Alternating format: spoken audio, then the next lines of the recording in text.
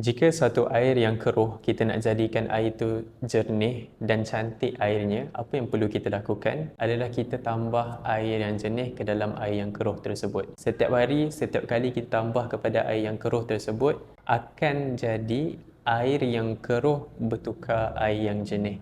Ini apa yang saya dapat melalui juzuk yang ke-8 pada surah Al-A'raf ayat yang ke-6. Yang di mana apabila Allah mengatakan kepada kita, pasti akan tanyakan kepada umat yang telah mendapat seruan daripada Rasul-Rasul, dan kami tanya pula kepada para Rasul. Setiap daripada apa yang kita lakukan, Allah akan audit. Allah akan tanya kelak. Kalaulah kita nampak polis dekat depan tengah buat roadblock, kalaulah kita tak buat kesilapan, kita akan rasa macam kita buat kesilapan. Apatah lagi kalau kita lakukan kesalahan. Of course kita akan rasa sebersalah. Bukan sebersalah, kita akan rasa sangat-sangat macam alamak, macam mana ni duit aku, alamak kena saman, alamak ini dan itu. Jadi apabila kita nak berhadapan dengan Allah, Allah akan tanya kepada kita setiap perbuatan yang kita lakukan. Jadi jadikanlah bulan Ramadan pada kali ini, pada juzuk yang ke-8, mengajarkan kepada kita salah satu ayat yang menarik perhatian saya adalah tentang erti muhasabah yang sebenar.